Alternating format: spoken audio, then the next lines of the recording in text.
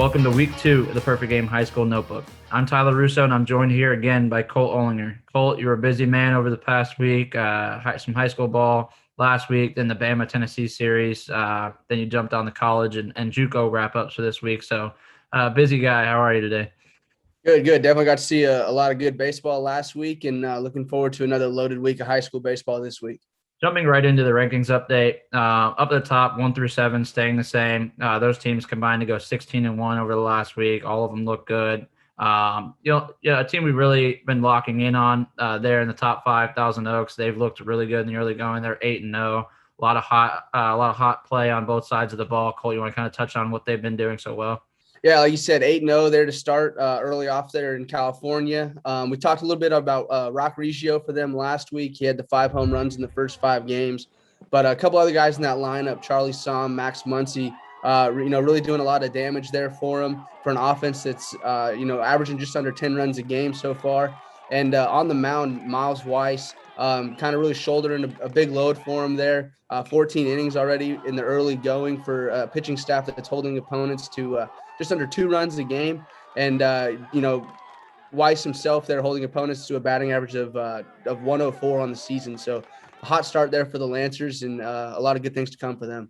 Moving on with the rest of the top 10, the only movement we saw within the top 10, Orchard Lakes and Lake Travis just swapped spots at 8 and 9. Orchard Lakes outscored their opponents 53-0 through their first 4 games. This team will be kind of paying close attention to over the next couple weeks. They got a few big games coming up.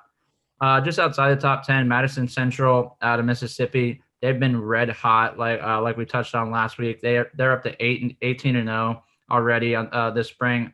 Colt, I know you're eager to touch on them, so I'm going to give you the chance to do so. Yeah, definitely. Jaguars, quite the differential to start off the year, 18-0, and scored 231 runs while holding opponents to just 20 runs so far on the season. So a lot of good things happened for them on both sides of the ball. Braden Montgomery, Jake Cook, Hunter Hines, Connor Chisholm kind of stir the pot for him on offense and get things going. Well, Braden Montgomery, back on the mound for him, obviously, well-known arm. And then you got Renard Grace and Bo Bryant's, definitely a combination of 3 there that have no problem missing barrels and sitting hitters down there. So a lot to like on both sides of the ball, and definitely see the Jaguars continue to roll here in the next couple of weeks.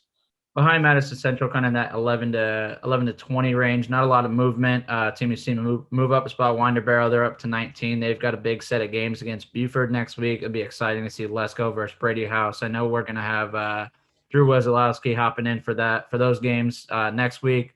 The rest of the top 25, got a handful of teams moving up a few spots. Rockwall Heath out of Texas, Carrollton out of Georgia, and then Calvary Christian out of Florida. They keep putting up wins. Hewitt-Trussville, our biggest riser in the rankings this week. They're coming off a great win over a previously undefeated Auburn team that was in the top 25.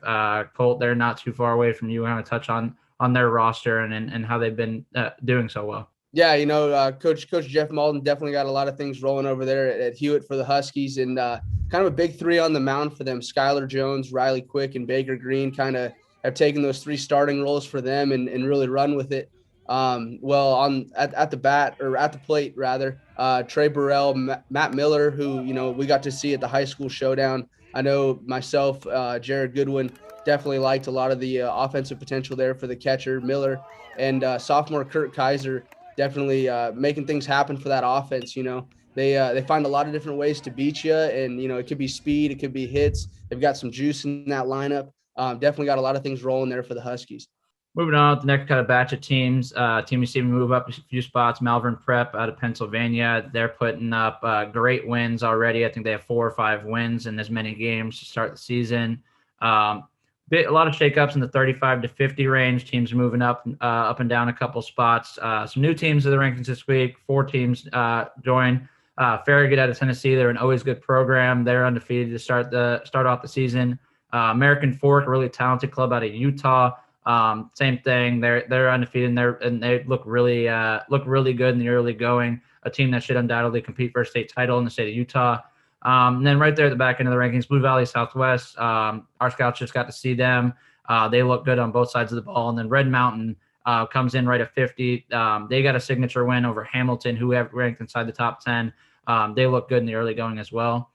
Once again, I want to touch on a few standout performances on players within and outside the top 50.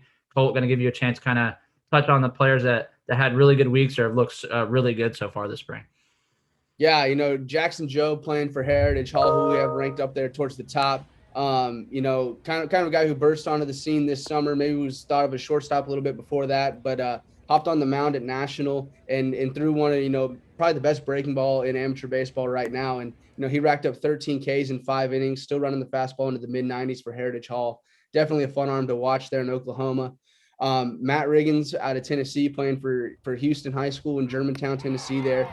14 Ks last week with only 1 walk. Kind of an uncomfortable look there, extended 3/4 slot, get the fastball up to 94. Definitely a good get there for Kennesaw State. At the plate, you got Aiden Fancher from Winston Academy hitting .516 with 11 bombs so far on the season. And the Mississippi State commit, if you ever seen him hit before, it's really no surprise. Aggressive approach and has bad intentions every time he takes a hack. One last hitter we'll touch on, Matt King from Kingswood High School in Texas, hitting over .450 on the season with 9 bombs, 45 RBIs. Really, University of Texas San Antonio commit off to a great start there for Kingswood as they head into a loaded schedule of district play in the coming weeks.